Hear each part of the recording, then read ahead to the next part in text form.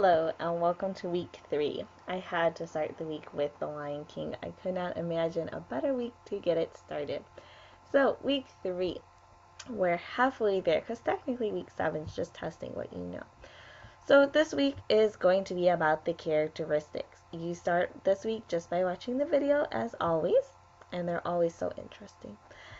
And you just simply do that as we talked about by just scrolling over and clicking on it. So this week we're going to be talking about animal characteristics, such as what are characteristics? This may be a new vocabulary word for some of you. Characteristics can be physical, and I talk about what physical characteristics are. They're things that you can see with your eyes, such as feathers, skin, teeth, and claws, or survival features that separate animals from each other. So I talk about some adaptation characteristics, and then I talk about why we classify them. This is one of our focus questions about why and how we classify our animals. If you think about it, we have millions of animals in the world. We need some way to organize them and to study them to make it more easier for us to figure out what exactly we are looking for and researching for. So that's why we classify our animals. So that way we can break them down easier to see what we need to learn about them and what we already know about them. Kind of like making a list. This week we're going to talk about the classes. So we talk about mammals, reptiles, birds, and insects. I know there are more classes and I know they get bigger, more smaller and more defined as you get older, but we are only in 3rd grade. We are starting to learn the very basics. So this is some of the basics that we'll be learning about. Some of these I'm sure you heard before, such as mammals, what we are, reptiles, birds, we all know what a bird is, insect, and aquatic animals. As I said, yes, as you get older, they become smaller groups, but this is just our first time learning them. To help focus, I have a cute little YouTube video for you to watch. You simply watch the video just by clicking the red button here.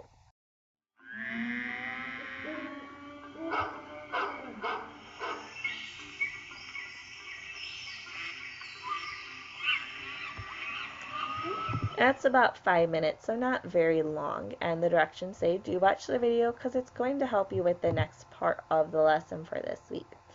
So the part of the lesson this week is to first play the game, and we simply play the game just by clicking on the black box.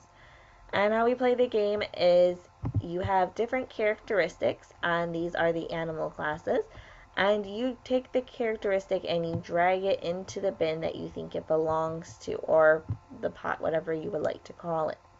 If you need some help, you can just simply click on the animal below and it will tell you about their characteristics and what you need to know about them. So if you're not exactly sure what a mammal is, you can just simply click down here on the blue mammals and it will tell you what a mammal is. After you find your answer, you can simply just drag your clues to where they go. If you put them in the wrong one, such as if I put cold-blooded and mammal, it will put it right back up to the top. As you saw when I put the scales in the right one, it puts it right here into the bin, jar, whatever you want to call it. So that way we know that's the correct answer. When you're all done, it will let you know when you are finished with the game. So going back after you did that, the main assignment this week is to pretend that you're a scientist and your job is to make a new animal class. It can be called anything you want, but you have to tell the world of this class and what characteristics an animal must have to be in this class. Such as, for an animal to be in the class of mammals, they have to have hair and feed their babies milk. What requirements do animals have to enter your class? So you're going to submit this in a Word doc. Simply by clicking on your Word or Google Drive, you can pull up a new Word document, type in about your class, whatever it is, go to File and Save, so my file is over here, and you go to Save, and then I'm going to save this because it's just mumble. And when you go to turn your assignment, you type in your first and last name, so I type in my name and my email address, and then I'm going to go ahead and choose a file, and then I'll find my work wherever I saved it, desktop document, and then I just click on open, and then I hit submit when I'm done. So that's what you're going to be doing this week, is the animal characteristics. Then let's see, there is more information. So if you want to learn more about the animals, I do have a cute little web class for you to visit with animal classification. If I could talk today, that'd be great. I have some videos that you can watch just simply by clicking on the blue link. It will take you right to the video. Same goes for the websites. I have some websites, Kids Zone, Ranger Rick. They also have some fun games you can play. And speaking of games, I have PBS and Scholastic and Animal Idol that you can go on to and learn more about animal characteristics. So this week, to sum up what you're doing, you're learning about the characteristics. First, read the information about animal characteristics. Second, go to the animal test page where you need to play the game to test your knowledge. And if you have any questions, they have the animals below that you can click on for information. Then your major assignment is writing a page or more about your new animal class. You're going to make it up. It can be anything you want. If you want to call it the polka dotted sillies, what do animals need to be part of the polka dotted sillies? Do they have to have polka dots and eat bugs, or do they have to have stripes and eat grass? How does an animal become part of that classification? What do they need to have?